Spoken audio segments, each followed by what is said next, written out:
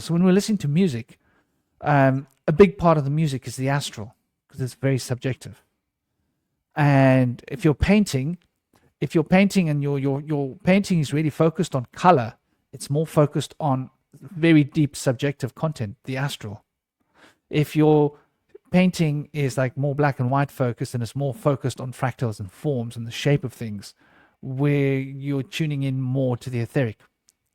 And the same could be said about music.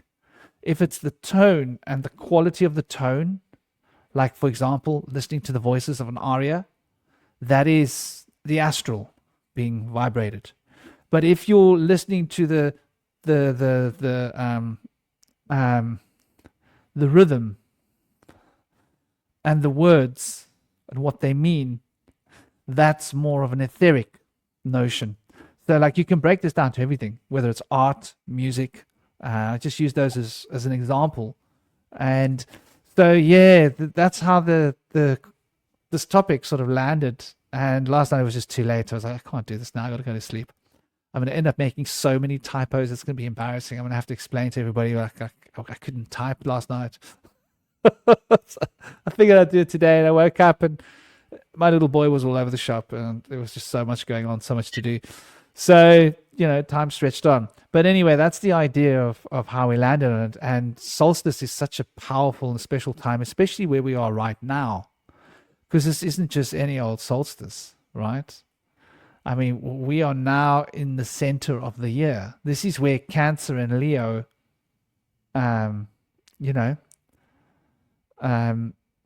this is the power that moves to the peak of Cancer and Leo, shall we say, in terms of the cosmic cycles. So this is where it starts. Proverbial summer, the longest day of the year, the most light that there is, the most growth that all living things are going to experience in the northern hemisphere is today. And where I am in the southern hemisphere, it's the shortest day, and it's the least amount of light. So it's interesting how this juxtapositioning works. But big love and blessings. Well, where did you guys want to start? Do you guys have any particular orientation you want to start? So, based on your description, Franklin, of the astral and the etheric, a lot of the times I couldn't really get it, but I think now I finally got a way that makes sense. So it seems like the astral is the kind of the color, qualitative, emotional aspect, and the etheric is more of the shape, intellectual, language-based aspect. See, in my system, I refer to this as the key node and the gate node. So the key node the key Zerfact would be related to the etheric, and the gate would be related to the astral. So that gives me kind of a different understanding of what you're talking about, and I think it actually fits into what I've been working on quite well. But then there would be a fourth body, and I haven't really quite figured out what the name is. I guess maybe that could be like the spirit, the one that's like it's like you have the individual body that would be like your physical causal body. Then you have the Zith body, which would be the etheric intellectual body. That's the body you kind of visualize with your mind's eye. You have your idealized sense of self, how you see yourself in your imagination. Then with the gate node, you have the astral body, and that would relate more to music. So that would be the body that essentially relates to when you hear a certain sound or a certain music, what type of emotion does it elicit? Is it a pleasurable one? Is it or is it an unpleasant one? And that will be determined by the nature of that third body. And then there's the fourth body, which isn't really your own. It's kind of like this sort of umbilical connection to the spirit or the sort of the collective node. I'm not really sure what to call that, but yeah. And so it seems kind of like the way I kind of like think about this stuff is that consciousness is a kind of a dialectical relationship between the astral and the etheric, and that it's when the astral and the etheric come together in union, that's when you create the form of the body and the physical. Maybe we could start with that. So if the astral is emotional, then the etheric deals with memory and reasoning or something else? I'd say it's like intellectual. Okay. Rational. Yeah, Everything rational. rational. That would work too. Because it's all about, it's about edges. Yeah. This edge touching that edge, and this edge and that edge, and the other one is like about the what's between the edges, right? Like this, my edges are my thoughts, your edges are your thoughts, and then there's this feeling between us that sort of goes through the walls, goes through everything. It permeates. It's very unconsciously receptive in that it identifies with everything. And so you could say that the emotional is embracive. So it's the unifying intelligence. Yeah. And the etheric, you could say, would be the intelligence that gives distinction. So it's the rational intelligence. In other words, it rations out this from that, this from that, this from that. So a lot of the logical thinking is got to do with this fashioning of rational potential in different forms of logic. You're either saying that this is like this, or you're saying that this is nothing like this, right? In basic terms. So, this chalk is nothing like this piece of what is this? Nothing like this piece of resin, right? Or you could say that this chalk is a little bit like these fishermen in the texture. So there's something similar between the chalk and this. So this is how the emotional body works. It wants to see what's similar. The rational intellect wants to see what's the opposite.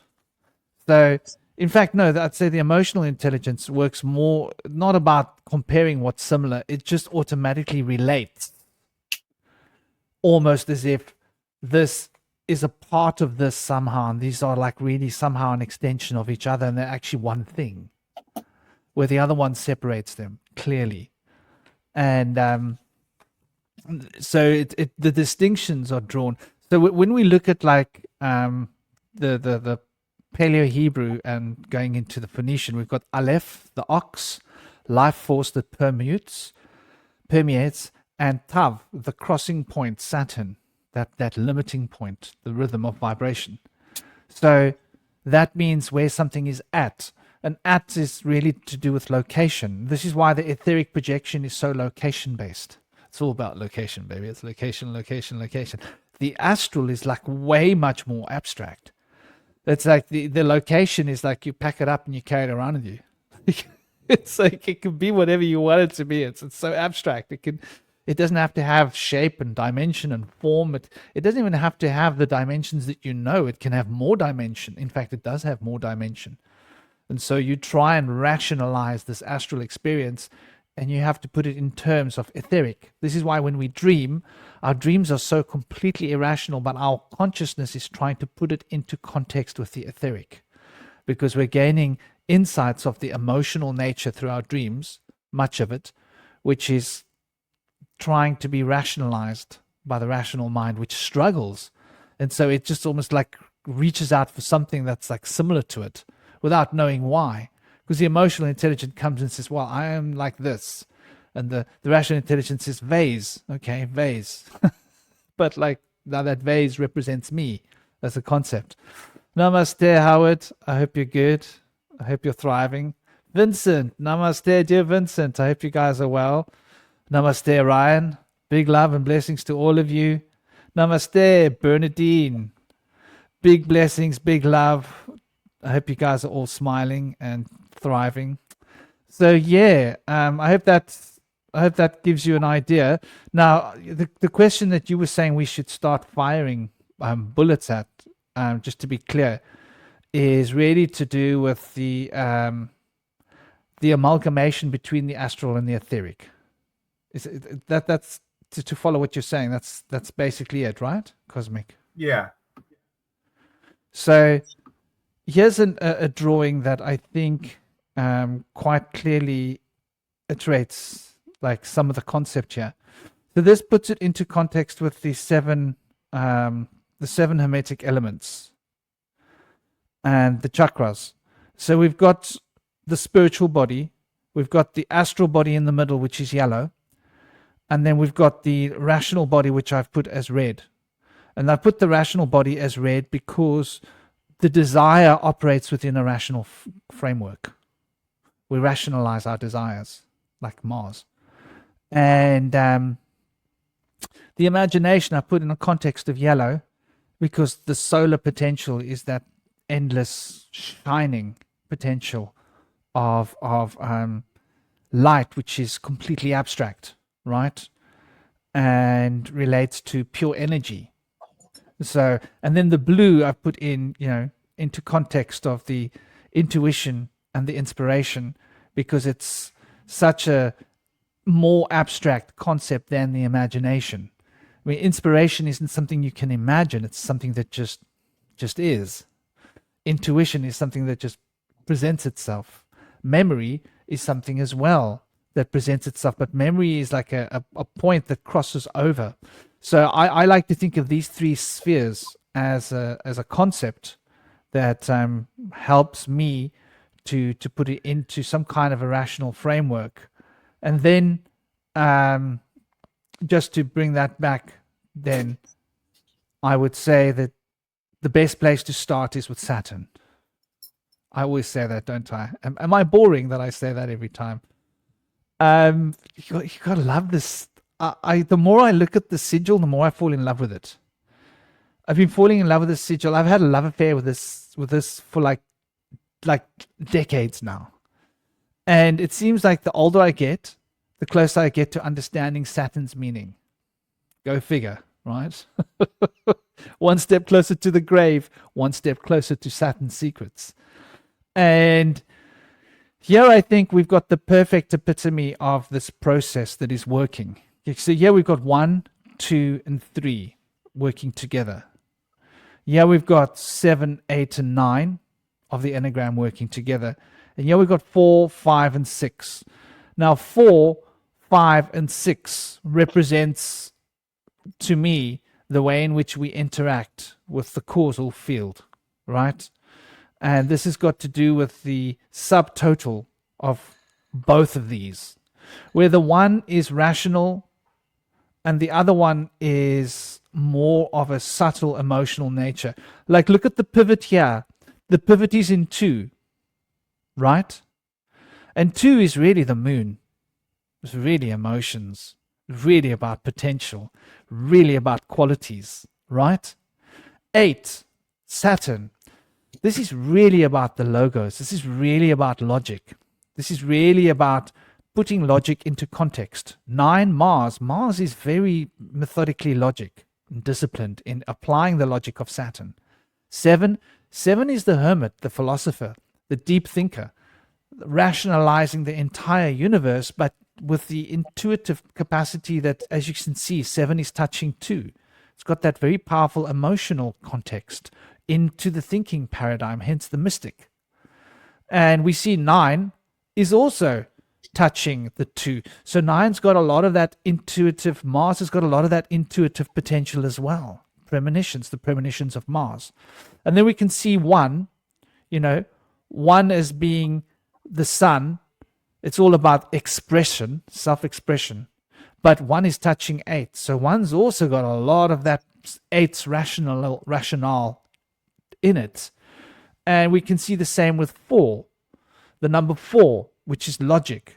But 4 is like the stubborn one in the room, shall we say. And the stubbornness comes from an essentially logical, more logical and emotional. In the same way that 6 is both logical and emotion. So the 6 and the 4 represent the furthest away from the 8 of logic and the 2 of emotion, and the same with the 4. So they sit sort of in the middle. And 5, well, 5 touches everything. 5's got the magic, baby, Mercury. Mercury can travel between the mundane and the highest spiritual lofty elements, which is why when we look at alchemy, Mercury is such an important role. Why all the sadhus in India wear the color saffron. Saffron is the color of Mercury, Mercury's color. So this is your Buddha, your Buddhi, your Buddha, is an expression of the force of Mercury. It comes from the root of the name related to the planet Mercury. And 4 and 6 are those powerful forces of like stagnancy and but also structure and logic that is tempered by the intuitive emotional current as much as it is with the logic. So it's very stable. And 6 is very much the door towards the mysteries, the qualities needed between the 2 and the 8 in order to bring you into that perfect alignment. And obviously, you know, it gets quite interesting because well, when you add 2 to 2, you get 4. And when you get 4 to 4, you get 8, right? And you see 6 sits on the other side here. So 6 is a little bit of a unique one, right? You've got to add the 2 and you've got to add the 4 to bring the 6 into play. And so, or you got to take the 8 and subtract the 2. So 6 is the gateway to the mysteries. This is Venus. This is like Libra on the furthest side, but also Taurus, which is what brings us here today, and represents the movement principle of Mercury going in. So what am I saying here? Am I going off on one? Maybe, but I'll try and put it into a context that now can make what I just said worthwhile. Most of you probably know this, but if you consider 1, 2, and 3 then as the epitome of the true emotional qualities expressed, right? And then you look at 7, 8, and 9 as the true epitome of the logos and the logics expressed.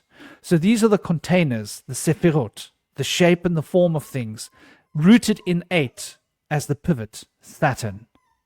And the pure energy that flows is flowing from the sun through 2 to 3. 3 being Jupiter, that positive influence of jovial turning of the proverbial wheel, and 2 being the qualities that one is expressing. So 2 becomes the pivot. I'm going to have to go and put that little dog out. So here you can see this interesting little relationship here in this particular story. I hope you can see my mouse here. That 2 is the key to understanding the astral. And 8 is the key to understanding the etheric. And now when we look at Taoism, it's all about yang yin. Right, we'll get to that later. And when we look to the Western occult traditions, it's all about Saturn. So this Saturn square here is a Saturn square and it's got all of the 9 numbers. So the Ennead is really the knowledge of Saturn being put into writing. It's really Saturn's business, the Enneagram. And this is the cult of the black cube. And the cube is the metaphor for Saturn. Hence, Saturn is related to the etheric field. 2 is the potential of yang and yin. And yang and yin is really like, think of it as current, electrical potential, like anode and a cathode. That potential of energy has to move between 2 polarities. So the principle of polarity governs energy, right? And the principle of dynamic form of 8 governs the etheric. And the dynamic form of etheric is in balance with the pure energy of the... And then we've got this interesting one here, the 4, the 5, and the 6. And the 4, the 5, and the 6 now represents the balance, the axis mundi, around which these things are basically spinning. And this axis mundi is really the key to understanding the polarities between the Idda and Pingala. Let me get that image up for you. And so in Kundalini,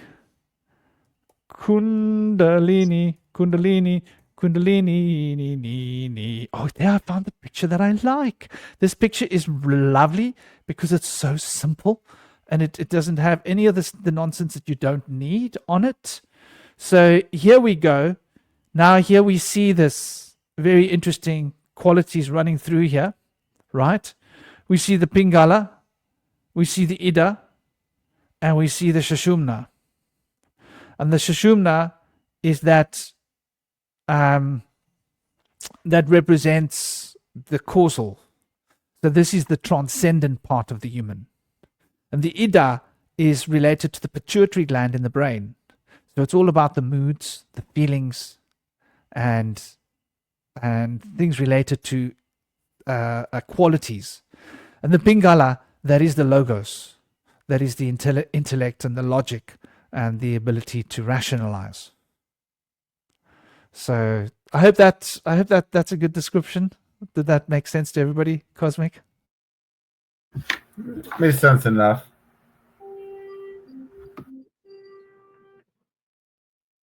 Did you say it was enough? Yeah. Lovely. Well, I'm glad to hear that. Yeah. So I think like that's really like what we're looking at here now. When we deal in Western occult, we're talking about the Sephirot. We're always talking about the Sephirot, and so the Sephirot relate to Saturn, right? And because the Sephirot relate to Saturn, right, they naturally relate to the Enneagram. Yeah? So imagine the 9 Sephirot, like Kether, Chokmah, Bina. No, let me go into the image so you can see. So Kether, Chokmah, Bina, Chesed, Jabura in the center. Interesting that. Tiferet, Netzach, Hot, or I like to call it head, head, and obviously probably one of the more important Sephirot that doesn't really get its true message across is Yesod. And these 9 Sephirot are contained within one bigger Sephirot. So the 10th Sephirot, Malkut, is the big square, right? And the other 9 Sephirot are within that big square, in that pattern. If you can think like that, you can think in terms of the Kabbalah.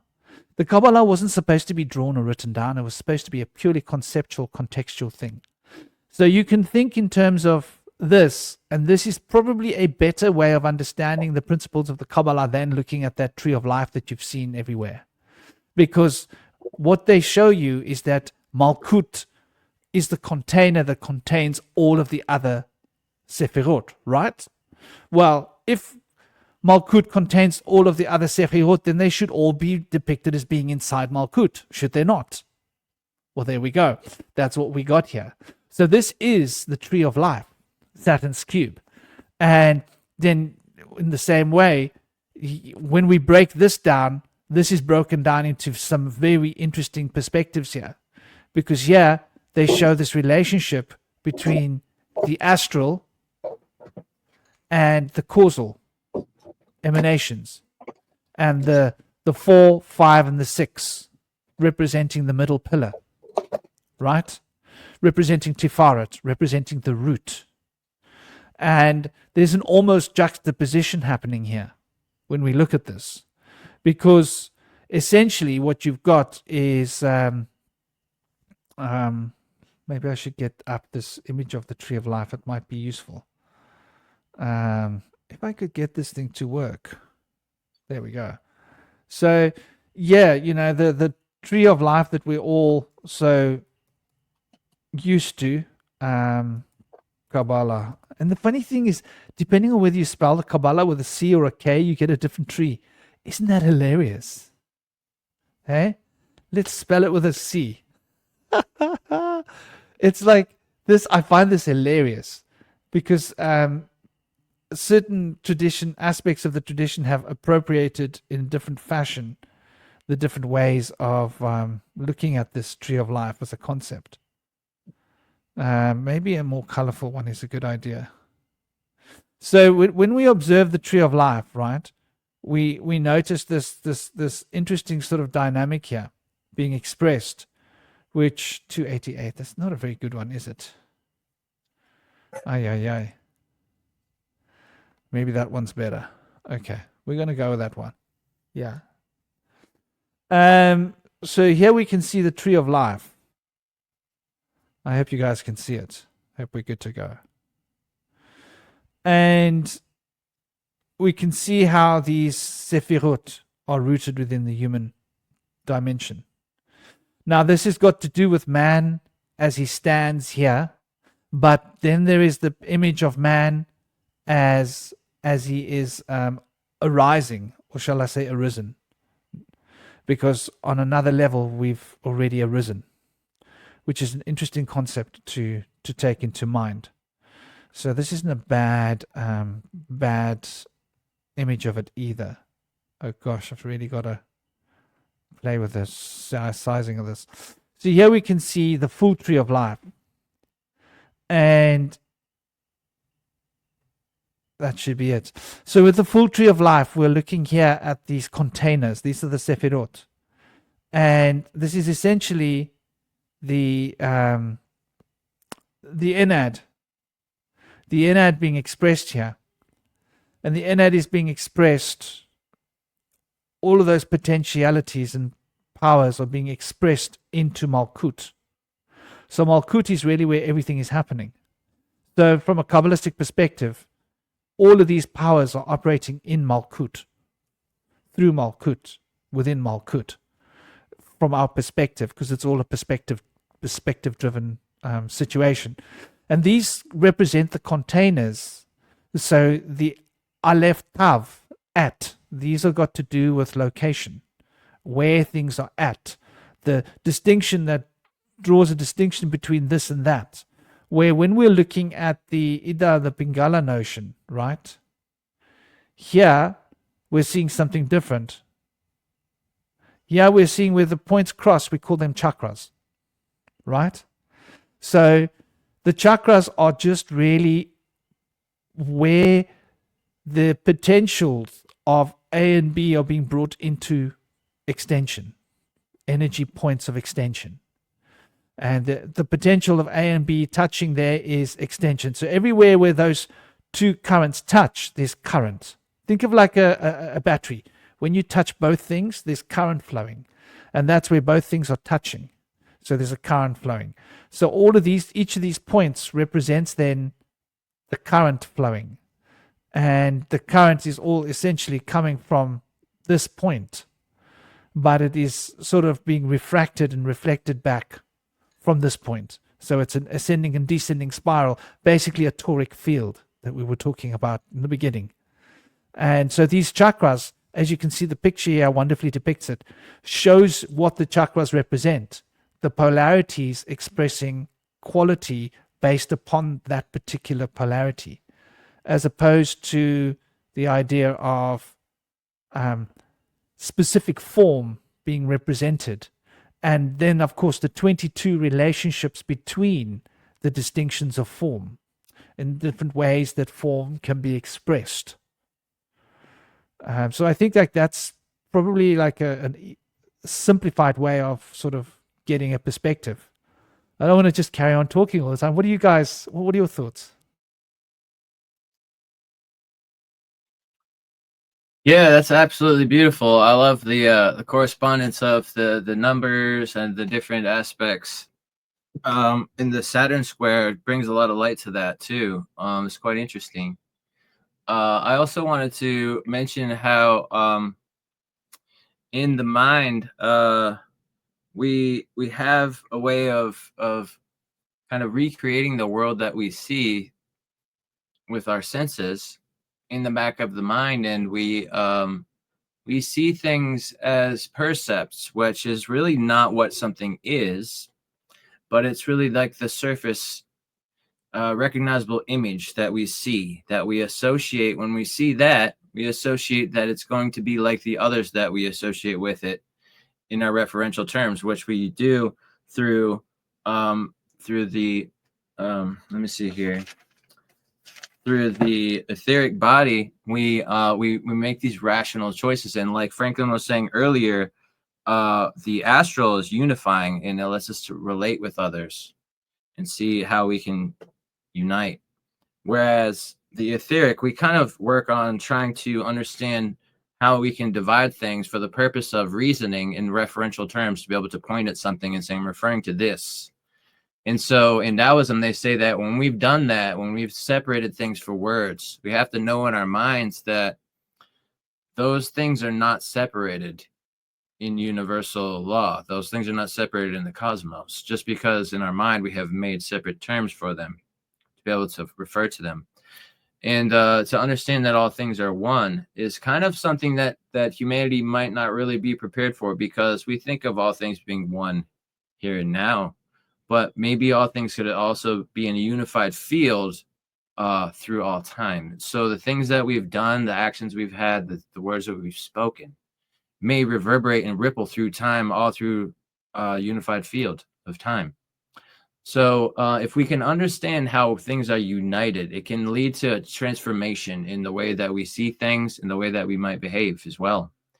Because it's thought that the mind returns to a place where all minds converge at a point of sleeping and dreaming, at a point of in between lives, maybe at a point of after so-called death, and in the place where we unite with the ocean of consciousness, when we were just a drop in this form. But it's interesting that we kind of recreate things, and when we do this, we don't necessarily in our minds always make the same associations of things that are like. We sometimes lump in things that actually are not right. And there's a really funny example of this in Australia. There is the Australian jewel beetle. And some of you guys have heard about this. It's kind of obscure. I don't expect that you have. Now, the Australian jewel beetle has it's a dimpled, glossy brown color. And the beer bottles that they throw in Australia into the bush, they had a dimpled, glossy brown design to them on the bottom. And so it turned out that these beetles started to favor these beer bottles for reproduction as opposed to their own females, because the beer bottles were bigger and shinier. And so for a long time, there was a really big problem. They were wiping out these beetles, and they had to redesign the bottles so that it wouldn't attract the beetles anymore. But as an analogy, you can see that like humankind has like gravitated away from nature. And we're messing with all these frankenfoods. Like, ooh, this soda tastes so good. And these candies, like, ooh, they've really done it now. This tastes better than fruit. And so people are like really excited about these like poisonous frankenfoods. And they're really gravitating away from like the natural way of things, the gifts from nature, into like a laboratory experiment. And so we're really, a lot of us are not really that unlike the Australian jewel beetle. And we're playing with things that represent something that we associate with nature. Oh, this is strawberry flavored, artificial strawberry flavored. So, a lot of us don't really realize where a lot of these things come from. And so we're guilty of that. And this whole analogy also made me think of like, they have these, the mention of these androids, and the AI is like very prevalent now. And so there's talk about like these sex bots and stuff, and that men would have them. And there's some literature and some movies about this. It's some anime where people choose to have like a robot for a wife. And like, that's something I see as like very similar to this Australian jewel beetle. We can make technology resemble reality, nature. And what happens when that technology starts to become preferred over the natural things? I think that's a dangerous way to go. But I just wanted to bring up that analogy because in a lot of ways, the things that we think we see are actually an interface that we create in our mind.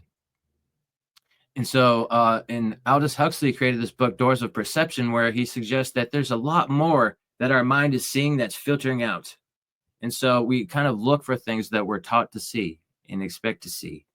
But people that have attuned themselves to more mystical teachings and gone through meditation and worked on their practices and rituals have been able to sometimes come past this suggested reality that we're supposed to see, and being able to see beyond, being able to see auras, and being able to see through time and space, being able to see back into past lives. And I kind of wonder if we journey into a past life experience. Now, I've had past life meditation regressions, and then I've had out of body experiences, astral projections. And the astral projection was very much bright light colors, and it was very emotional, and it was very involved, and it was all interconnected. There was really no way to separate things and see one thing separate from the other. It was almost like the merging of all things. Whereas when I went back to my past life, it was more of a distinct place where I was going back to a certain time and place and only seeing my life experience during that one lifetime, and then re-emerging back from there. And so it almost strikes me that was more of an etheric travel, whereas my astral, an etheric projection, whereas my astral projections are somewhat markedly different than that. And I don't know if other people have made that distinction, but that's something that I had noticed. Yeah, like a random aside to what you're saying, but somewhat related. I think a lot about cubes, and what's the interesting thing about a cube is, well, I'm holding a single dice in my hand, is that you can never really see all 6 sides of the cube at once. You can really only see 3 at a time. Like, unless maybe you put the cube up to a mirror, but other than that, you really only see 3 sides at a time. And yet, even though you can't see those, you can only see 3 sides of the cube, there have to be 3 other sides for the cube to exist in order for it to exist. And I think that when it comes to consciousness, and this is relevant to the whole idea of emanation of consciousness, I think one of the problems, one of the reasons we can't understand consciousness is because we think of it, the dichotomy, as conscious and unconscious, that which has consciousness and that which lacks consciousness. And I think this is actually a bit of a problem, because I think the way I look at it, I think with panpsychism, it's actually, there's kind of a, it's a relationship between two. It's like you have, I think of it like this. It's like matter is sort of the soil of consciousness, and then plants that grow out of it are sort of the, it's sort of the outcropping of that panpsychist consciousness, where you create organisms with distinctive personalities, feelings, and so on and so forth. But these kind of represent, they're like 2 halves of consciousness. Think of it like a tape cassette that has side A and side B to it. So we have the side A consciousness, which is our individual consciousness. And then there's the sort of the side B aspect, which is sort of more collective, undifferentiated consciousness. So when we go to sleep and we have dreamless sleep, we're actually, our consciousness is engaging in that sort of that collective sort of undifferentiated consciousness. And that when we wake up, we go back to the other side of consciousness, which is sort of like the more individuated side of consciousness. And it seems like when I start to think about it more, it's like these 2 aspects need to exist. You can't just have nothing but single individual nodes of consciousness, nor can you have just one entire collective node of consciousness, because it's like you need those single bits of consciousness to sort of distinguish the whole and recognize it as that sort of thing, because without individual consciousness, there would be no consciousness at all. But likewise, you need that collective consciousness to sort of group together the individual consciousness so that you're not in some kind of lonely solipsistic, hellhole. So I think that when it comes to understanding the emanations of consciousness, I think that the problem with Western society and the way we approach consciousness is this idea that the universe, that consciousness has to come from something that lacks consciousness, that we live in this unconscious universe of matter, and then when when certain unconscious properties come into the right alignment, then consciousness magically springs out of nowhere, and I don't think that's a really useful hypothesis. And I think instead, if you look at this kind of, that consciousness is kind of this day and night sort of phenomenon, where you have this sort of the individual sort of feeling based consciousness that's sort of interconnected with this sort of this more matter based, non-individuated consciousness. And it's the sort of the symbiotic relationship between these 2 things that ultimately create the sense of self. And so I think that when it comes to like, understanding our relationship with matter, I think one of the reasons that we can't understand our relationship with matter is because we deem it unconscious. And it's like, well, how can something conscious be correlated with something that lacks consciousness? But if you see matter as having consciousness, then that connection between mind and body actually starts to make a lot more sense. And it's not this total ineffable mystery. That's fascinating. It kind of reminds me of something I was thinking about when I watched Stein's show the other day. They were talking about how instead of worshiping these divine figures, maybe we should be emulating them and allow ourselves to go through the evolution that our divine figure inspiration had gone through, whether that be Odin or Yeshua or whoever that might be. But we know that, like, for example, Yeshua had a lot of teachings about how to follow in his footsteps. And a lot of people have thought that if we worship him, that's sufficient. But a lot of people have come to understand that in order to have faith, you need to take steps towards making things happen. You can't just kind of sit around idly and just wish for things to work out for you and expect things to go your way necessarily. So if we can take responsibility into our own hands and start to, instead of just idolizing these figures, start to like take into our own life the ability to go through these challenges and come through transformed and evolved, can be perhaps in our best interests, because I think that we all start to see as we mature and grow and develop that we can become stuck in our ways, and that it becomes very difficult when we become too attached to something that no longer serves us, and that we have to go through these transformations at some places in our lives. And being able to have a deeper understanding of the astral and etheric bodies and their play in this can be helpful. I think if we can realize and step back and know that that even though like we may be going through a difficult time, that these can always be considered to be blessings in disguise, and that we can reach back to gain strength from our lessons in the past, from our strength in our connections to our guardian angels, to our spirit guides, and the sort.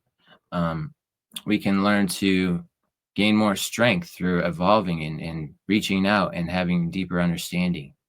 I think a lot of people have kind of been caught up in trying to fit into the collective mentality that's been pushed on us of kind of just focusing on distractions. And there's so many distractions in the media. It's something to laugh at, something to enjoy. But is it really something to really deepen our understanding, something to really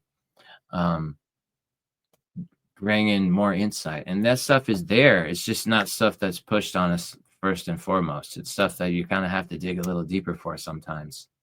But I found that after digging deeper for a while, that stuff's like right on the forefront for me, because I've kind of pushed away the distractions. And so on a lot of my research and the media that I use, I've been able to go and find things a lot faster by filtering out the distractions of things that have been pushed on us, like just enticements and things, and misinformation and disinformation. But to be able to see through all these things, we need to reach deeper into our minds and know that we have the intuition to see through what's really supposed to have meaning for us and what's really just here to keep us entertained. So hopefully we can have a meaningful discussion today, and we're getting in pretty deep here. I wanted to mention a little bit of Albert Einstein's banned interview, and this kind of lines up a lot with what we've been saying here. He says that he was able to view a lattice that connects matter and energy in space, and he was able to see something that's a unifying field behind what we see with our eyes, behind what we know about in science. And he said that it's evident by spooky action or quantum entanglement, that is there. He said also that consciousness is non-local, and that the body is like an antenna, and that when the body perishes, the consciousness remains and then goes into another antenna to re-emit its frequency. But that frequency is always there. He said that sometimes we fear death because we fear to lose what's familiar and what we've worked on in our memories. But he says that sometimes when we have deja vu, that's like a memory of the past lives. Those memories are still there. And so we have a glimpse of them sometimes. And he said, as the body's muscles grow through resistance, so the spirit matures through trials. He said that suffering is the teacher and pain is the crucible with which consciousness is refined. So he was suggesting that, like, just like the body grows from tearing muscle tissues when we work out or go for a walk or a jog, the mind grows from being challenged and going through difficult things and being able to arise above them. So he suggested that all the paths lead back to unity, and people forget their interconnectedness. We see each other like enemies in that sense when we forget our interconnectedness. But the real enemy is ignorance, and knowledge is light, and light always conquers. So it's really powerful talk that he was talking about here. And he suggested that there's evidence that reincarnation is a thing through near-death experiences, child's recounting the lives that they had supposedly never lived. And he said that knowledge of death's continuity should not lead to escapism or superstition, but to deeper responsibility. And if people knew that their words, their thoughts, and their actions never died, but rippled out to a unified field of an interconnected reality, the world would be transformed. And he wondered if humanity is ready to hear this. And that's why this talk was banned, because it's a little bit ahead of its time. I think a lot of people would feel like if they had known that, they might have done differently and not had done things that they might have regretted or something. But we're here now, and so when if we learn this now, we can transform going forward. And there's no sense in having bad faith, what we call in philosophy, the idea that if we had gone back and done things differently, that they would work out just as we expect them to. That's not necessarily right. So you can embrace the fact that we have made mistakes in the past and we can learn from them. That's one of the best ways to proceed, I think, for me at least. What do we have here, Franklin? Some more resin? Yeah, Gaz was asking what I was burning. I was just showing him. I mentioned in the chat that this is frankincense, and the other one is myrrh. Just because you saw me burning something, I'm always burning that. I mean, there are other resins that I burn as well. I should be getting out some of the resin of mercury. Mercury's resin looks like that. Oh, why can't I think of the name of it right now? There's two different types. This is a mix. It's got a little bit of the black in it. Very similar to benzene. This isn't specifically benzene. It's my girlfriend's favorite one. I mean, I love them all. I burn a lot of that one, to be honest. So I'm always burning it because I get lots of it and I burn it. Then the frankincense and the myrrh I burn at different times, but the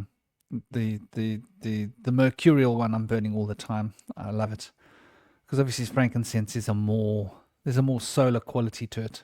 Myrrh is a more Saturnial quality. So yeah.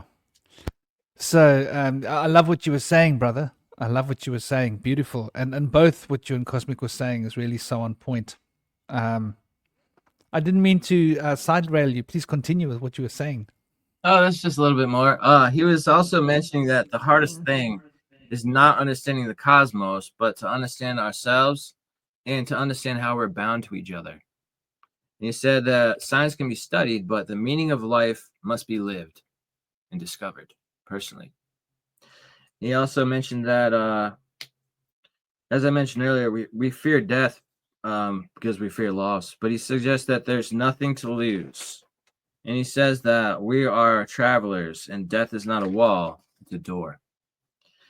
And so he said that what really stays with us, love, kindness, and memory, these do not vanish. They move forward, even if we cannot see how.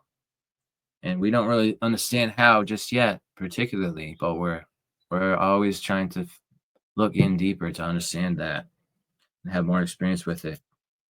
He said not to live in fear, but to live in search. He said that's all that matters. It doesn't matter what happens before or what happened after, but what matters is what we do now. A very practical advice. And he was really talking about things. The author was kind of questioning, the interviewer was kind of questioning, how can you speak of such metaphysical things when you're more of a scientifically minded person? And he said, this is not about belief. This is about knowledge. I know this to be true. And he said he is not a scientist or a religious person. He is a seeker of truth. And science and religion don't hold truth necessarily. They dabble with it. I think there's a lot of truth there, especially with the way science has been portrayed. Yeah. We got to understand that he was bouncing around in a world where ether didn't exist. What? So he had to reintroduce the aether. Yeah. But he knew that the scientists wouldn't accept aether, so he had to rename it. Right? Yeah. He had to rename this aether, which is that what did you call it? You used a beautiful word for it. There's also quantum entanglement. Exactly. The Einstein I think paradox. So the new phrase to remember. There was a name that you used to describe it that I really loved. Oh, a lattice. Lattice. Lattice. A lattice is a crystal form. Right. A lattice has got to do with crystal shapes, like sacred geometry, right? Like you look at crystals and you look at the lattices within crystals, and it's like a thing about crystallization. And I think it is the pure expression of the etheric body that can hold the energy, because the etheric body holds the energy. So we see the etheric first, and then in the etheric we see the energy. When we look inside the etheric, we see it's got something in it, like a quality that we can, feel. But that's really really so beautiful. It makes me think as well about the Egyptian tradition. And so the Egyptian tradition also had the etheric body, the Ka body, the etheric body. And the Egyptian tradition also had the astral body, which you would traverse with after your physical body has died. Because when the form ends here, you have to drop off the etheric body first. And then you traverse through into the underworld world with the Ba body, right? But then at a point you've got to drop the Ba body as well. And then you've got to travel with the Egyptian equivalent of the causal body, which they call the arc body. Now, arc, this is going to get interesting. You guys got your interesting caps on. I hope you have. The arc represents, in Sanskrit, it means eye, right? So that eye that they draw in Egypt, it's got to do with the arc. Now, the eye is, in my diagram here, the top sphere. And in the top sphere, you've got inspiration, intuition, and memory. And this is the sphere of the Akasha. This is the part that lives on from life to life to life. We call it in Vedic cosmology the causal body. The Egyptians had a name for the causal body that they called the the arc, which means eye in Sanskrit. Very apt, very beautiful, really. And then they had the ba body, which is your emotional body, your receptivity. And that ba body was more to do with, like, you know, your feelings and who you are intrinsically. And so you could say that it relates on like a fairly deep and profound level to the workings of the personality, right? But not so much the persona, more to do with the ego, I would say. Probably a better word to use when we're talking about the bar. Our ego is our emotional nature. It's who we really are deep down, right? And the ka is more related to that forceful, vital potential that we can project outside of ourselves, right? And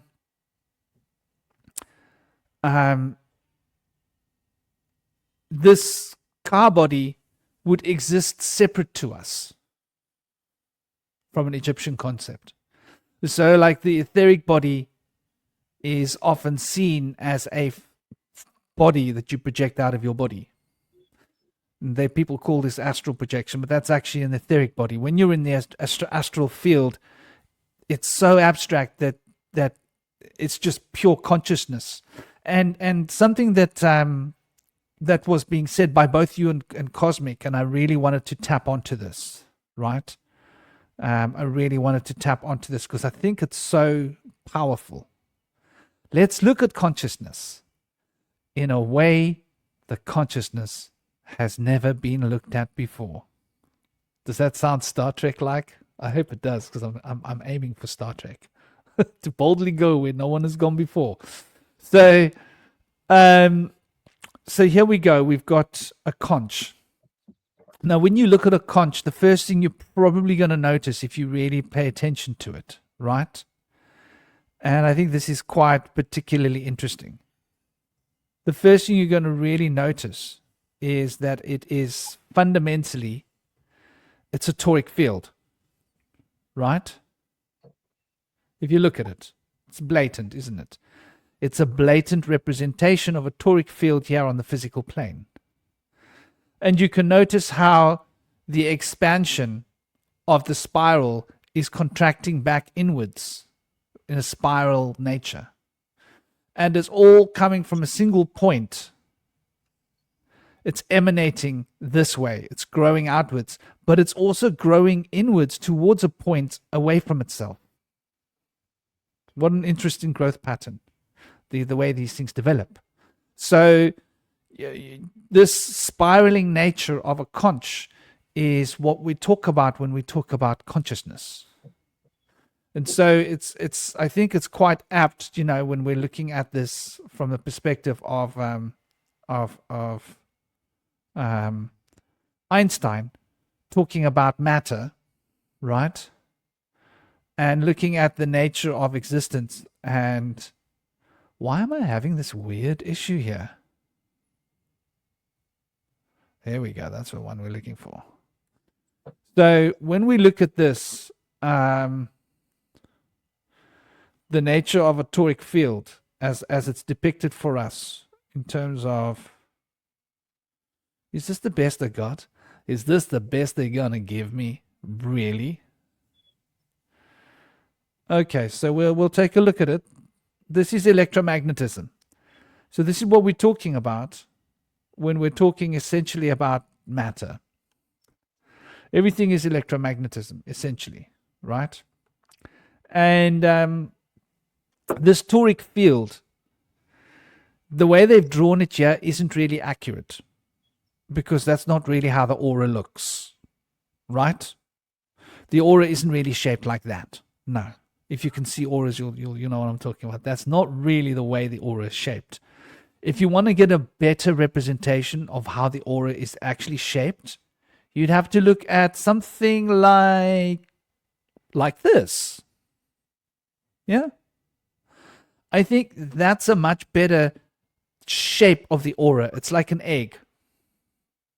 And so this emanation of form that holds energy in the process of crystallization is consciousness. So when we speak about consciousness, we're talking about the toric field as it is emanating. And in this process of emanation, there is a crystallization that happens that we call matter. Okay. So can we talk about consciousness as being separate to matter? Can we do that? Ever since I was little, as far as I was concerned, matter was consciousness. So I used to say to people, this is consciousness. This is consciousness. What I'm looking at and hearing and seeing is consciousness. The breath moving in, I'm literally breathing consciousness. This is everything that I can see, touch, and interact with is an emanation of consciousness. It's not like there is consciousness and then there's matter, and the consciousness is like Einstein was trying to rationalize it, right? That the consciousness is like outside of, no. I think that when we really like start to consider what matter is, to me, it seems like we got to start looking at it from the perspective of consciousness, because then it starts to make sense.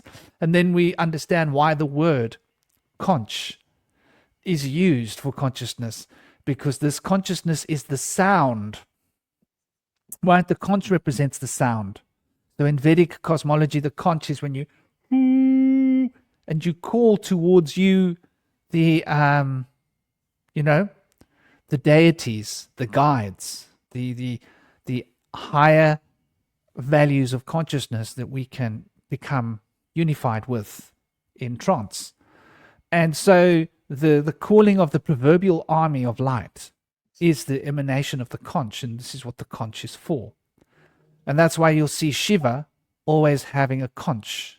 But that's an exoteric perspective. On a more esoteric level, that conch represents the structure of reality. And that reality is an emanation of sound. And that first there was sound, the word, and then the word was let there be light. And then there was light. And then from the emanation of light from sound came all the other myriad emanations that we experience in reality.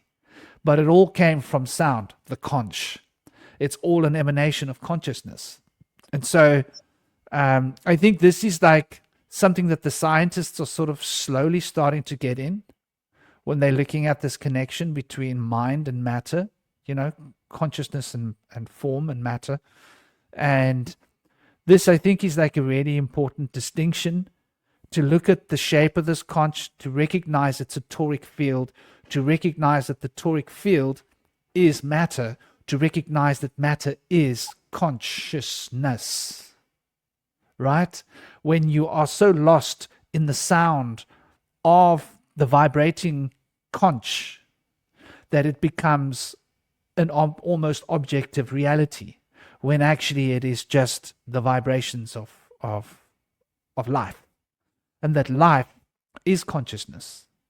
And consciousness and life cannot be drawn from each other. They're not distinct.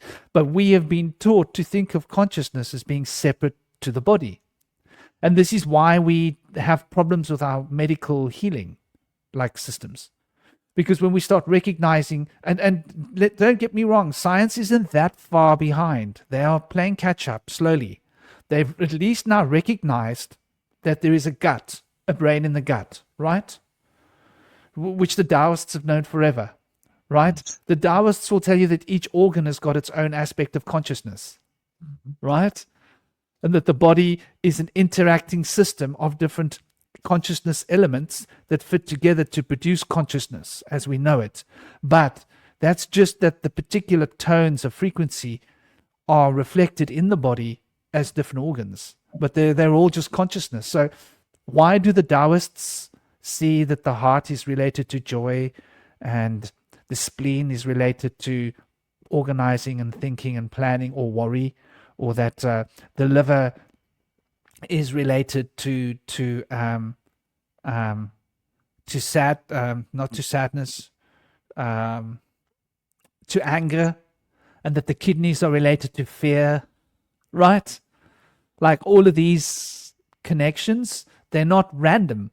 And in fact, there's a medical form of medicine that is based upon understanding this fact that the body is an emanation of consciousness, and that each part of the body carries its own consciousness emanation because it comes from consciousness. So you can heal the body with consciousness. So this sort of brings us into like the really divine arts of spiritual healing. I mean, what would you guys think about this? Because we're going beyond animism here. We're going cosmic. You were talking about this, weren't you? Yeah, there's also a lot of correlation and parallel with the works of Carlos Castaneda and the assemblage point. I'm going to present a share screen that has something about that on there, if I can manage. Here is it. Okay. What is it saying? Before presenting, remove the other media.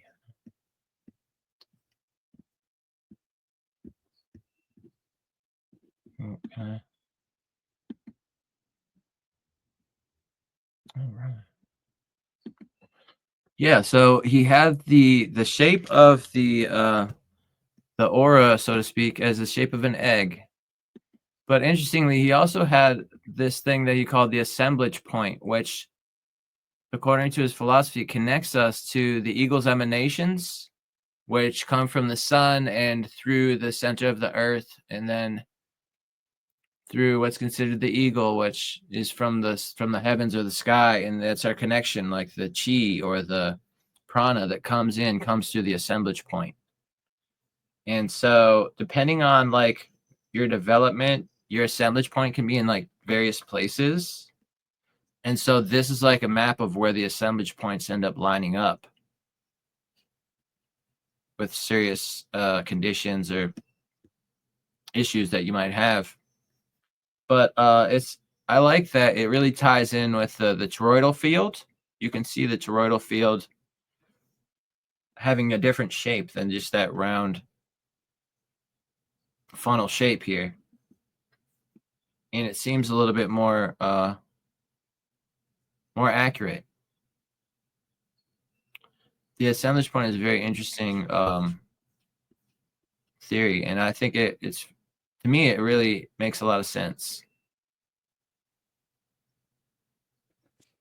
Yeah, well, when I hear those words, it makes me think of that Saturn glyph. Yeah. This one's hard to say that.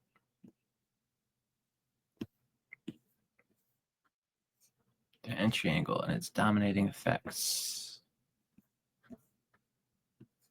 Yeah, I was always curious where he came around with this, but it seems to be very authentic, like something that you wouldn't have necessarily thought of, something that he might have channeled. Each emanation that we decide to intercept directs perception towards a result. And this happens at every moment. All the barriers that prevent us from silencing the internal dialogue are formed by intent of ordinary life. The practice of silence makes you a good stalker of the components of your perception, and that will allow you to direct your controlled and quick shifts. So they're basically saying that if we can overcome and silence the inner dialogue of the ordinary life and start to listen, we can start to receive and expand our awareness by altering our assemblage point. It's a pretty involved philosophy. I think it's like, surprised there's not more people are familiar with it.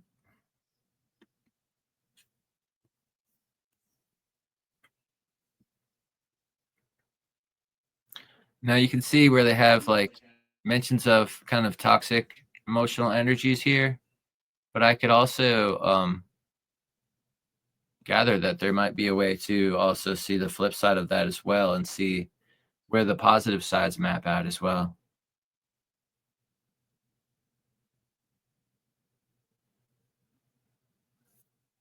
Zoom out of this a little bit. Yeah, I mean that's very interesting, because this is really like, I think these are visionary experiences that one has, and one literally sees the aura, right? and Yeah. one sees these like the cosmic toric field, and notices that there's this flow happening through the body and the toric field of the body. So this is why when mystics write about it and speak about it, this is what they say. But Google AI has a slightly different take. Yeah. Exactly. So they say that your assemblage point is your sacred power point.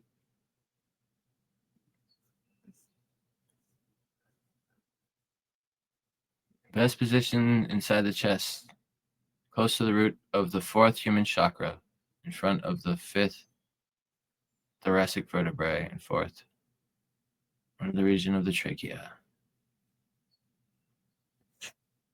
So I guess some people that are able to see this are able to really see beyond the veil and understand that not only do we have an aura, but there's a point with which the physical manifestations of our body and its projections also connect to a deeper aspect of the cosmos. So there's a really deep philosophy involved with that, and could probably inspire a lot of other philosophies to consider these ideas.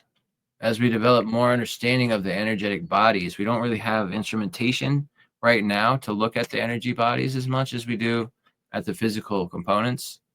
So once we start to develop more tools and instruments to see these things, we'll have to work on that, but we're going to develop more insights to be able to see how they appear and how they operate. But one thing that people have been doing is that you can use tuning forks to test people's energies and their fields. But if they could kind of give a reading of like a electrical readings and then map out the field, they could visualize the field in a way we could see. So I think that's something that some people are gradually kind of working on. They've got some kind of tuning forks that have digital reads now, and they're working on furthering this stuff so we can get a better glimpse. But these things can become visible if you're in a deep trance. If you practice going into deep states, you can attain this by personal experience without having instruments. Yeah, brother, beautiful, beautiful pictures as well. And I love that it's so, it's so conch-like. Yeah, It's totally. it's such a um idea of this conch, really. Yeah, And that there's this really intense sound that you get. Now here's like where Carlos Castaneda is also, like, in my opinion, like tapping into something, because it's sound. When you listen to silence, you notice that there is sound within silence, and silence has its own sound. And you start to listen to the sound of silence, because you can actually hear silence. It's a very interesting concept. And when you're listening to the sound of silence, then you start to hear the vibrations of consciousness. You start noticing that these consciousness is a series of vibrations. And so there's no distinction between the consciousness, the vibrations, and what we think we're experiencing in the world. And the more we listen to silence, the more we become aware of this link, until it just becomes so redundant that like you can't think about them as being separate, because they are one and the same thing. Like, to consider, like consciousness outside of the body. Like, so what is this when we're becoming aware of out of the body experiences? Well, from my perspective, out of the body experience is just when we dial our radio antennae, like Einstein carefully put it, to a slightly different frequency. And we're aware of the different field of consciousness. So part of this matter is a part of the field of consciousness. We can dial down and see that this matter is just one, and then it's like looking at that conch. You can go around the spiral and go deeper and deeper and deeper into the conch. And the deeper you get into the conch, I'm guessing the more intense the vibrations will become because of the way that sound operates. It must all be compressing into that point in there. And it's very interesting when you listen to a conch, because obviously you can hear the sea, right? Mm-hmm. And what that is the inner ear. So it's interesting, isn't it interesting that the inner ear recreates the sound of the sea when the acoustic field is just right? And that conch is that just right acoustic field that you need for the ear to give the feedback loop of the inner ear, so the inner ear can hear the sound of the ocean. And Amazing. yeah, and this is what we're talking about. When you listen to silence, you start to become aware that there's a sound in the head. Yeah. And that what we think is consciousness is vibration, sound. And it's running through our awareness. And our awareness is obviously like where? That's our awareness. We wear our awareness like a body. And then we perceive that body as being distinct from the awareness of which it is made. However, we do not forget about where the body is, because we are wearing the body, and it's an instrument of awareness, an emanation of awareness. So we start to identify with exactly where that body is, so we can wear it more effectively. And so even when we talk about the facilities of consciousness, like awareness, right? It's talking about space, right? And when we talk about perceive, so what is perceive? Well, you know what a sieve is. A sieve makes things smaller, right? So when you allow the awareness to go through a sieve so that you see the small bits of the awareness, then you start to focus in on that tiny little bit of the awareness field, and it becomes perception. Same as a torchlight. You know, when you focus that beam of the torchlight, it becomes a narrow focused beam as opposed to a broad shedding light everywhere kind of beam. And so the perception and to perceive and to be aware are really about quantum events. So even when we talk about perception, we're talking about quantum events. Awareness, we're talking about quantum events. With awareness, we're talking about the microcosm. With perception, we're talking about the macrocosm. But we experience the macrocosm microcosmically. And we experience the microcosm macrocosmically. Like, what a head trip. It's all back to front, inside out, laying on its side. And this is essentially what we're talking about. So here we get to see what Saturn's number 8 is really all about, right? What does the number 8 represent in Saturn, right? The 8 of Saturn represents exactly what I was just illustrating now. That juxtapositioning between the awareness of the microcosm and the perception of the macrocosm. Because we perceive the macrocosm and we're aware of the microcosm. Does that make sense? And so emotions is something we're aware of. But thoughts are something we perceive. And so thoughts are related to objects. We can perceive thoughts, we can perceive objects. And emotion, the motion of energy, we can be aware of the motion of energy, but we can only perceive the form that energy takes. And the qualities that form reflects at us, to see the astral, the qualities, rather than the formative. So in the Kabbalah, and this is something interesting that you mentioned, cosmic. Are you with us, brother, or are you on that sandwich? I'm back. Okay, you're back. Good to know. I thought you left us hanging. I was like, he's cosmic. Yeah. But you mentioned the fourth body. Yeah? Yeah, I did. So what does that fourth body represent? You know, in a lot of ways, when I'm thinking about these bodies, they're like the 4 pillars of the soul, right? So it's like each body, think of it like a point on like a square and the corners, and then the center, those things all point out. That is what I would say is the true self. Because I'm thinking about these bodies and thinking I had an interesting idea that well, I'll see what you guys think about this, but I was thinking that like we have when it comes to the whole debate on free will, you know, I've been kind of struggling back and forth thinking about, you know, there's people who say there's free will, and then there's people who say there's no free will. And I kind of think that maybe like a more middle of the road approach is better here, where you start to see, you know, partial free will, right? And I was thinking that perhaps like maybe for what men is like their free will exists in the etheric body, and then their astral body is guided by the divine feminine, sort of like the mother kind of speaking into the ear. Whereas for women, their will exists in their astral body, and their sort of etheric body is sort of guided by the divine masculine. That's how the Fae kind of structure it.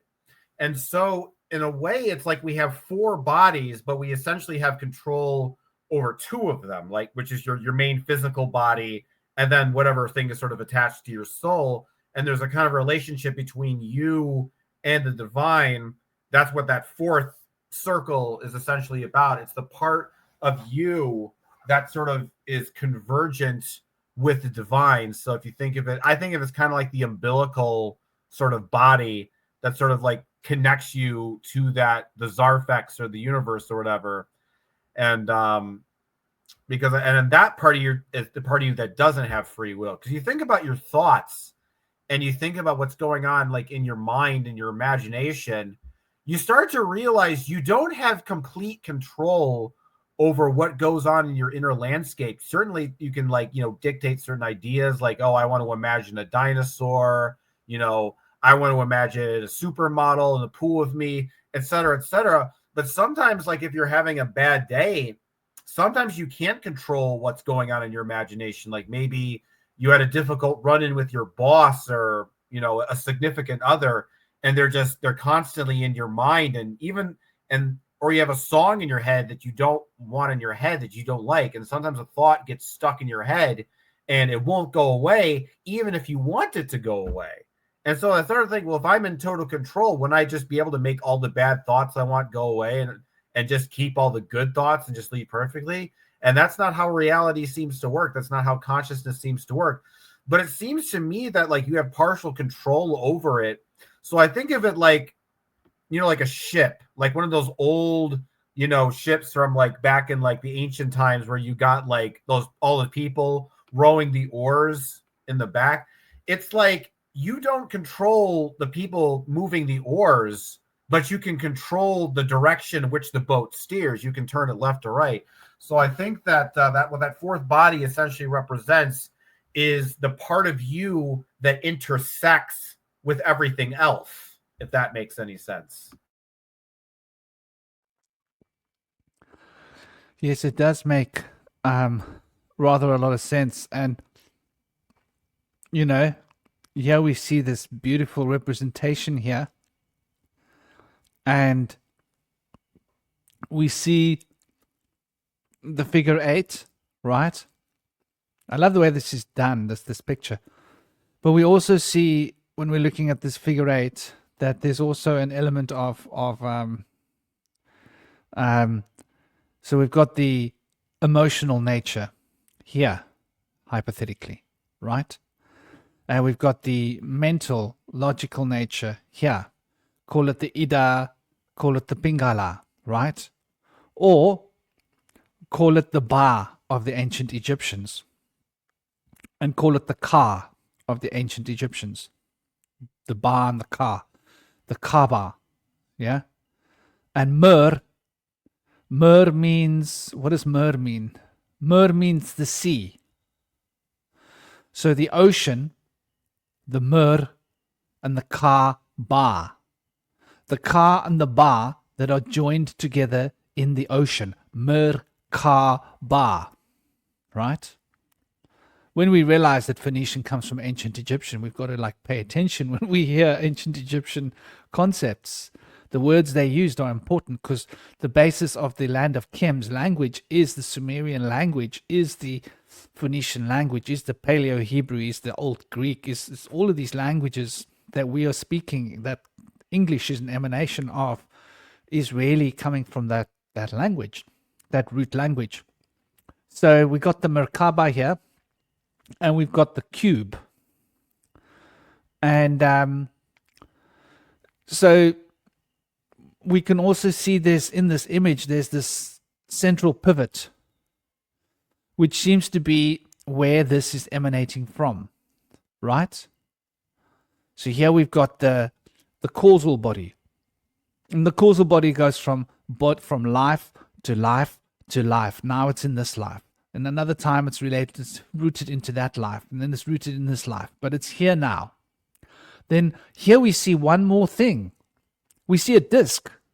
I don't know if you guys can see it well. This disk is a galaxy. So it's like a spiraling galaxy, like a plane, a plane of existence. Now we get like where the word of this plane of existence comes from, because it's a plane. So we can literally in that image see the plane of existence. And that, I would say, is the fourth element that you're talking about. The plane of existence. Now, it's very interesting when you look at it, because Brahma represents 4 directions, right? And Brahma is related to different chakra, but one of the profound chakras that Brahma is related to is the Muladhara chakra, which is the Brahma looking in 4 directions. And that matter, we like to think of matter as being so far away from spirit. But the irony of it is the matter is the reflection of spirit. In fact, matter is spirit. It's just that we have conceptualized it to be something that it is not. And so we're living in this Maya, this dream that we've associated with spirit, and we've given it this form that seems to be so, finite, but actually it's a reflection of something that's truly infinite. And so there's this very interesting relation here. So in the Kabbalah we speak about having Atzilut, which is the causal body. That's the part of the soul that jumps from life to life. Then we talk about having the Bria, and this relates to the emotional plane of consciousness. And those emotional, the Ida plane of consciousness, the astral field, very abstract. And then we have the Yetzirah, and the Yetzirah is what they call the formative plane of the formative spheres. And this relates to the rational, logical, the logos, and that coherent thinking that we rely on, that little inner narrative in our heads.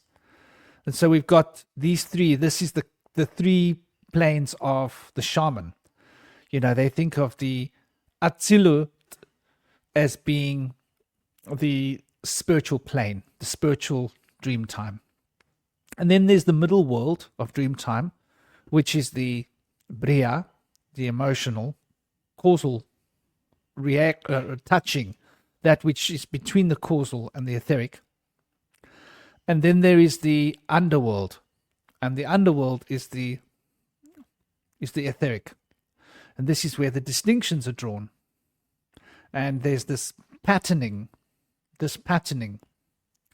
And that all 3 of these planes are coming together in dream time. So actually, what you have is a causal field. And the causal field is reflecting itself back in the physical field. That's all there really is. It's yang and yin. The Tao. But in order for the Tao to reflect itself in matter, it needs to have the potential for the movement that's being expressed. And that potential then becomes an expression of this 8 dynamism of yang yin. that we see here, the 8. And so the 8 then captures that balance and distinctively expresses the fixed nature of movement. The 8 orbitals. So you've got the P, the O, and the 8 orbitals. These 3 orbitals in matter. No coincidence that we've observed this, right? No coincidence that we're looking at these very interesting emanations. And so the 8 orbital is the most complex, right? The most dense matter, Saturn, and etheric. And that etheric is an expression of the astral, because they are like working together. You can't have the one without the other. The emotion, the energy that powers what we experience as thoughts are emotion. And the character that we're observing in emotion is thought. So really there is just a causal field where emotion and thought are one thing. But there can be no distinction in that. And so the distinction that we're experiencing as being separate from conscious and unconscious. And I loved what you said about unconscious earlier, Cosmic. It makes so much sense, yeah? Like, what we're not conscious of is just what we're not conscious of. But it's still conscious of us. And this is where the whole entities thing comes in, right? Like, you might not be conscious of what's unconscious, but unconscious is very much conscious of you. It's got its own consciousness. And you're either allowing yourself to experience it, or you're pushing it away and blocking it off. And so this etheric consciousness that we experience tends to want to dominate. The Saturnian element, matter, tends to want to dominate everything. And so it wants to push all the emotions away. And this is what we experience, you know. We see that the emotions can get in the way of our rational pursuits. So without realizing that the emotion is the wind that moves the sail of logic, and that logic could not move without the sail being pushed by emotion, and that you wouldn't even see emotion moving if you didn't see the sail moving, to notice the logic being pushed by emotion. And so they really are one thing. So there really is just a causal field and an emanation of reality. But we perceive this causal field as an emanation of reality by recognizing the potential. And so the duality is born. And so this is why duality is a fundamental facet of reality. And people want to come up with these non-dualist, philosophies. It's all good and well, because on a fundamental level that's true, but on an actual level it will never be true. Because the whole point of actual, means that in order to act, there has to be a potential to produce the electromagnetic discharge required to fulfill action. And so that potential has to be there between 2 points, so that the electrical energy can move a wheel, as it were. The wheel of time can turn. So those 3 bodies are then bound in the physical body. And in the Kabbalah, we see the same thing. We see that the physical guf, like if you look at it, where did I have that tree of life? Let's see if we can find the tree of life. There we go. Let's get back to this. Now, I don't know if we can see this very well, but let me know if you guys can't see it, but you can go and find it if you can't see it. You notice this is the guf, the physical body. And if you look closely at the physical body, it's very different to all the other spheres, is that it's got a cross in it. It's got Saturn's cross in it. And you see here, there's a shadow of yellow reflecting this in there. And here there's a shadow of russet reflecting this in here. And here there's a facet of olive green reflecting this green in here, right? And here there's a facet of black, which is its own substance that is able to bind the three fundamental principles. So each of these represents these three planes of existence, right? So we've got this fundamental astral field here, right, represented by Netzach. Then we've got the etheric field represented by Hod, Saturn, often. Sometimes in modern times they're related to Mercury because 5. Why? Because 5 is at the center of the Saturn square. So there's a special relationship between Mercury and Saturn. Hence, very often we will see Mercury taking the role of the number 8, but it's actually Saturn's place. But these are subtle, it depends on perspective. What are you looking at in the tree of life? And you've got to take a model that you're looking at it with. And you'll see a similar relationship with Mars, interestingly enough, you know? So, and yeah, when we're looking at 9, as I was saying, with Mars and the moon, very interesting relationship there. And so we see often the moon is related here. So you can see that this Malkut, which represents Atzilut, sorry, excuse me, that represents the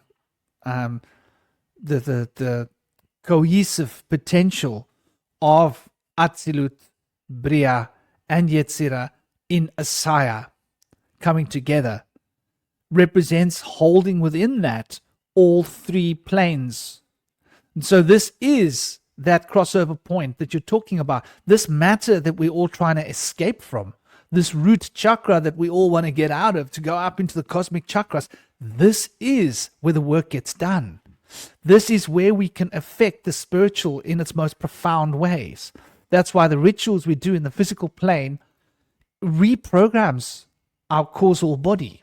Karma, karmic things that we program into our causal body, karmic elements that are going to carry with us from life to life to life. And we can do that here in matter. This matter is such an incredible emanation of all of the consciousness that when we start realizing that this matter is consciousness, it all just falls into place. How's that for a different way of looking at the same idea? Does that tally with you, Cosmic, with that fourth body? Mm-hmm. What about it? Well, the idea that is reflected here in matter. Mm-hmm. Yeah. I think that matter is kind of what connects us to that fourth body. It's like the kind of the way I look at it. It's like the organic kind of represents the sort of the side A of consciousness of the universe, and matter is the sort of the side B of consciousness, and sort of that our connection to matter, that fourth body, is the part of us that is within that side B consciousness that I'm talking about. Yeah, I've noticed that, like, when you look at matter with different eyes, like on psychedelic mushrooms, for example, things tend to be more breathing and kind of like have like kind of like a vibration to them. And I feel like a similar thing can happen with your vision when you start to see things, knowing that all things vibrate. Understand the Hermetic principle of vibration, that all matter is a vibration. I feel like we can start to see past the idea that things are a wall, that you can't go through matter, that it's solid. And I think people have been able to experience walking through walls. It's been seen that individuals that worked with Lynn Cassidy, who they made the movie Men Who Stare at Goats, have seen that individuals have actually been able to walk through a wall by breaking down the idea, the precept that we can't walk through matter because it's solid. They were able to transcend that limitation and go through it. And I feel like when we can really believe that in our core beliefs, different things can happen. Levitation, we've seen people able to levitate in the East. We've seen people be able to move things with their mind. I've seen some monks be able to create electric spark by connecting the different chakras together to be able to make an electrical output. There's a lot more to our capacity than we've been led to believe. And so if you look into the people that have gone further and expanded their minds and their capacities, it's hard to believe for some people, but we all have this capacity. And it's been said by some that people that don't think they have any capacity at all are usually the best pupils, because some people that think they can do it all are a little bit overconfident sometimes, and they're not really grounded and down to reality as much sometimes. So that's some of the feedback that we've gotten from people in the CIA that work with remote viewers and stuff like that. You know, when it comes to matter, it's not so much that we can't walk through it or we can't manipulate it because it's solid. I think the reason we can't manipulate it is because it has a will of its own. It has its own life force, its own will, its own desire to sort of be in its state of mind. And I think ironically, because, you know, mind matter interaction is so difficult, is in a weird way, panpsychism kind of actually kind of like points to the sort of idea that the reason that we can't move matter easily with our minds is because matter is actively resisting our minds. It's like you think about a table and it's like, hey, table, I want to telepathically move you. And you're kind of like, why is this table not moving? But it's really because it's like the table is like, I don't want to move. I want to stay right here, buddy. I'm a table. I'm made of matter, and this is what I do. I'm pulled by gravity, and you can't mess with me. And you look at it more from that perspective, and then you can kind of start to see, oh, well, this is why, you know, we can't, you know, matter is not as easy to move, or things, we can't really mess with, you know, stuff or the physical world as much, as because it actually has its own will, its own need to sort of exist and, you know, desire. And that's kind of like what I've been figuring out with like with all the Zarfek stuff. And depending upon where you are, what dimension you are in, determines how sentient the matter is, until it gets to a certain point where it's no longer matter and it's just like a completely different Zerfax, because the consciousness is so thick and so saturated, the matter just kind of melts away. But we're kind of in a dimensional part where consciousness is very cold. And because this is what they call a black void plane, Zarfex plane or whatever that they call, and that matter is essentially a vibration condensed and crystallized into solid form. But that, in the sense, it's kind of like if you take clay and you put that clay into a mold, you can give that clay a specific shape. And I think that's kind of what the physical world is. It's like a plaster mold for the soul. So that the soul, because of the astral form, because it is all abstract and it's just a bunch of like goopy colors. But with matter, it allows those colors to take on a shape and a form and turn into something. So I think when it comes to, you know, dealing with matter and how to, you know, work with it and possibly change it, I think it ultimately, you have to kind of understand that in a way, matter needs to be kind of unmalleable, because there has to be a certain structure that maintains the universe, its form. Because if everybody could just manipulate things with their mind, I think reality would probably just disintegrate in like 5 minutes, because everybody would be changing things and teleporting and manifesting things and moving things around.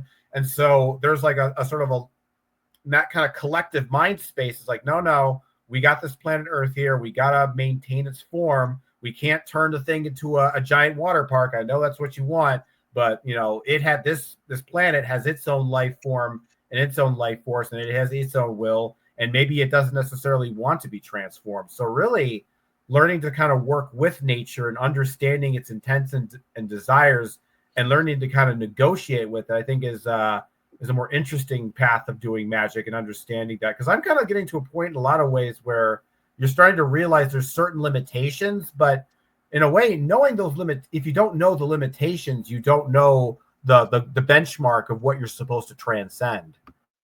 That's fascinating. I feel like in a similar way, like when you go out into nature and you want to grab some herbs or some natural plant or vegetable, whatever it may be, The proper way of the natives to do that would be to go to the grandmother plant and ask first, may I take this herb? And,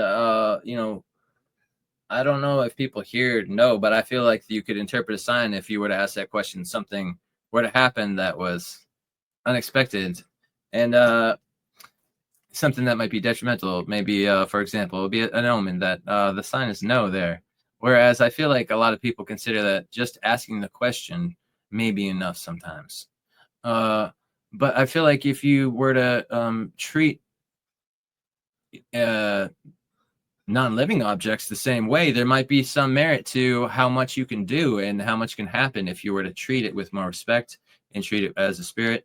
Kind of like the Shinto people treat everything as having their own spirit, and they call it a kami. You could treat everything as having a spirit and see what difference that might have. And in a similar sense, when we're interacting with animals, they can sense your intentions. So when you feel like you have nothing but good intentions for a dog, but it seems to have an issue with you, you might have some underlying emotional suppressed energy there that's going to affect the world around you that you could work on. And so I think that an animal could cue you into that.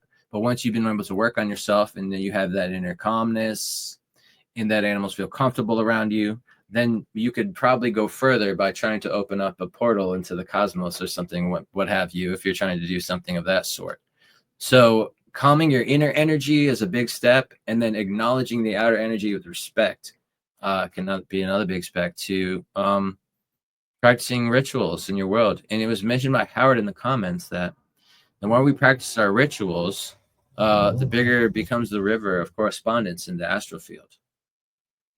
What do you guys think about that?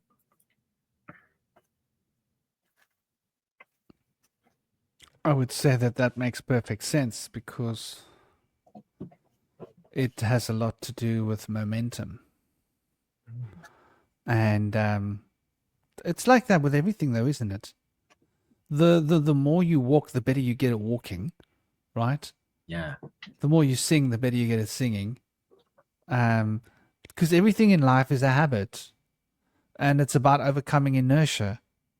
And so the more we overcome inertia, the better we become at overcoming inertia in whatever field of inertic correspondence we're dealing at that particular point in time.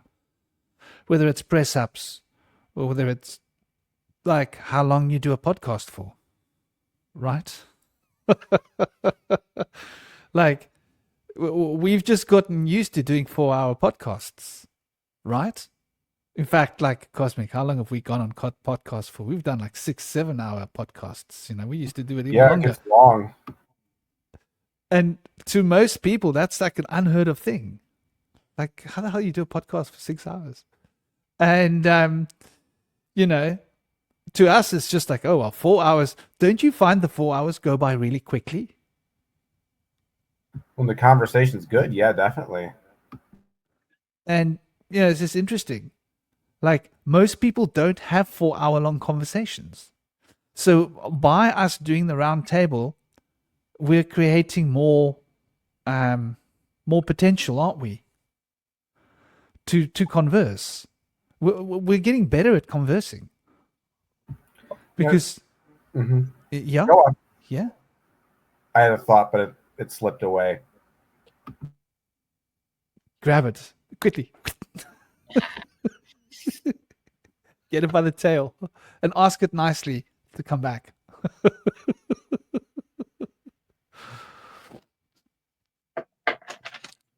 Well, I mean, let me know if it jumps back in. I think it might. What we were talking about. Yes, like just how when you're doing it for longer, you get better and better at it. Yeah. And how we've become more used to doing longer podcasts. And I think it's the same kind of thing. Because it's called entrainment, isn't it? I noticed this phenomenon when I was in India. And I was in a place where it was like 28 degrees. And I'm chilling. It's beautiful weather, right? And I noticed that, like, you know, these people were rocking up and they were wearing jackets. I was like, what the hell is wrong with these people wearing jackets? Like 28 degrees. Take off your clothes. And then it occurred to me, no. These were Rajasthani travelers. So where they've come from now, it's 48 degrees, 50 degrees, 54 degrees. Because they were used to the 54 degrees, when they came to 28 degrees, their bodies were literally getting cold. Damn. And it's the same. Like if you go from the Himalayas, where it's like 16 degrees, and you go down to a winter in Rajasthan, hypothetically, it's becoming winter. And, you walk around with hardly any clothes on and you're warm, and everybody else is like, they're cold. So it's how it works. It works both ways. And I did that a lot because I found it fascinating. Like I used to enjoy to do interesting sweat lodges, right? Mm-hmm. Like the Bush Whisperer Sweat Lodge is where you go and live in the hottest place on earth, in the desert, for 3 months. That's a sweat lodge. It's 57 degrees in the shade. You're just sweating all the time. You get a little bit of relief in the middle of the night. At midnight, 1 o'clock in the morning, it's like 32 degrees, 33 degrees, right? 34 degrees, maybe. Wow, what a pleasure. So cool and fresh, 34 degrees. But then the next day comes and you're back into the sweat lodge, and it just goes on and on and on and on and on. And it takes a lot of tempering. So I did sweat lodges, and then I did ice packing. I go and spend like winters in the Himalayas and get snowed in where there's no central heating or anything or fire or anything, and you're cold.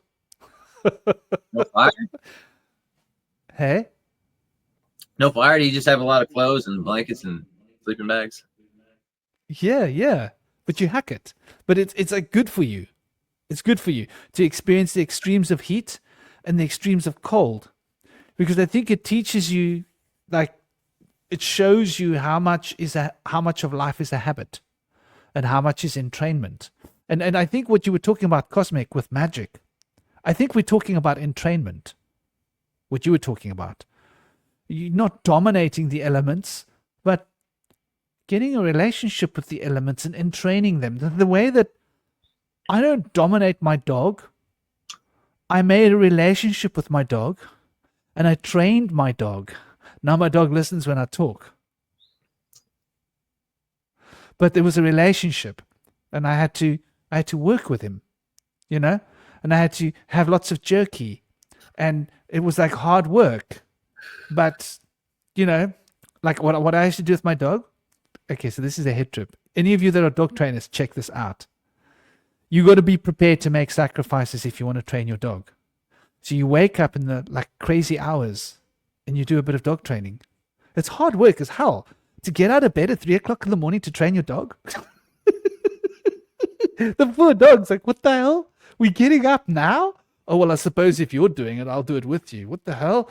And then you do a little bit of dog training, and then you put them back in bed and you go back to bed. And it's like, bloody hell, I've got to get out of bed and do dog training. But that way, the more often you're doing it, they do that with us in the military, don't they? Basic training, There's a reason why they do that, because it's the way that rhythm works in trainment. So like with meditation, if you want to take your meditation to the next level, there will come a point where you will decide to wake up at midnight and forego some sleep so that you can meditate at midnight. So that you can go to sleep and then wake up and meditate more, go back to sleep, wake up and meditate more, so that you why should you go for a whole 3-4 hours without meditating? What the hell's with that? Break up your sleep so you get to meditate during your sleep. So, I mean, that's sacrifice. But if you do that, the entrainment principle works with you.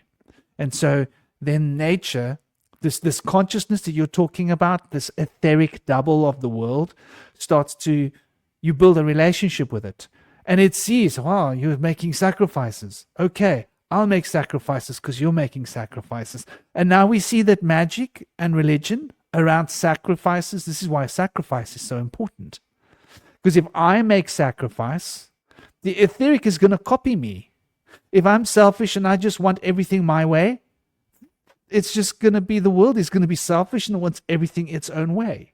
If I'm selfless and making sacrifices, the world will become selfless and make sacrifices. It'll be more easy to influence the world, but less of a reason to desire to do so because of the selflessness. Can you see the conundrum with that?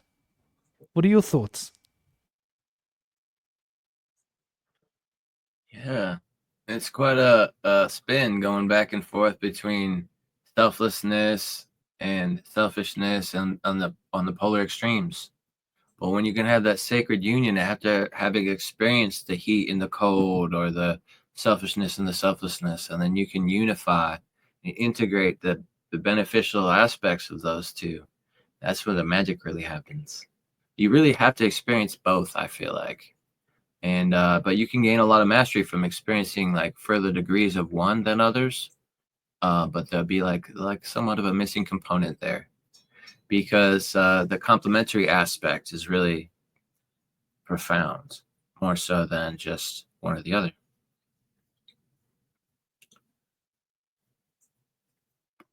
Now, when it comes to selfishness and selflessness, we have people being a doormat if they're too selfless, just being a pushover, doing everything that everybody else wants. And then they wait and they think to themselves, wait, what about me? I never really got what I want. When do I get my chance? And they really forgot to establish that voice. Like, this is my voice of what I wish. They never really had it. So it's just kind of start off really soft, but it's never too late to start to become more balanced. And it's good to notice those missing components or well-roundedness sometimes, and to be able to feed into those to make us more complete. But when it comes to selfishness, you have people that there's different levels of this. Some people think that it's, the worst level would be like narcissism and psychopathy and sociopathy. But there's other aspects of selfishness where people might be, not really trying to be pushing others away, but they will, because like a sense of self-preservation, self-conservation. You can do it all on your own. You try maybe not to be a burden on others, but in a lot of ways, you're not willing to ask for help sometimes, or help others as much and share what you've gathered. So, there's elements of selfishness that are somewhat innocent and naive, and other aspects of selfishness are more cruel and intentional.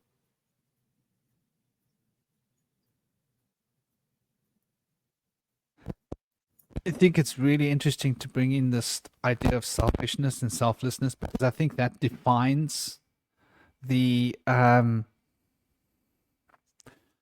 astral and the etheric.